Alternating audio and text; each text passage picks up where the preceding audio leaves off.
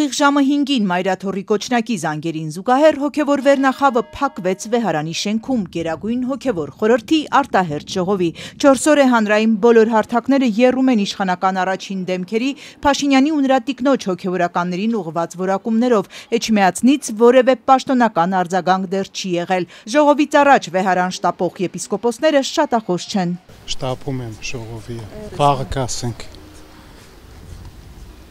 Դուք անձամբ ինչպես եք վերաբերվում։ Հիմա ոչինչ չեմ ասում ձեզ։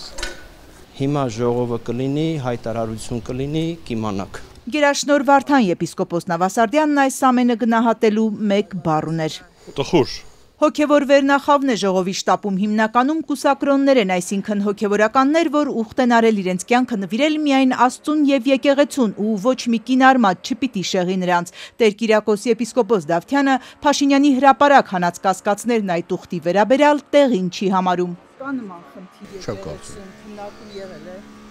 Քննարկում։ Այո, երբևէ կուսակրոնության ուխտի հետ կապված եկեղեցում քննարկում եղել է։ Ես այդպիսի քննարկման չեմ մասնակցել։ Հիմարություն, ուրիշ ոչ մի բան։ Գուգարած թեմի առաջնորդը կառավարության նիստում Փաշինյանի հնչեցրած եկեղեցիների չուլանացման վերաբերյալ արտահայտության ամենակոշտ արձագանքողներից էր։ Նա ցավագար էր անվանել վարչապետին եւ այսօր էլ բառը չի փոխում։ Եթե շնորհքով մարդ ասներ, գիտակից մեկ ելներ կպատասխանի, բայց այդ մարդուն ինչ պատասխանես։ Ցավագար է, ես իրեն ասել եմ, ինքը ցավագար է։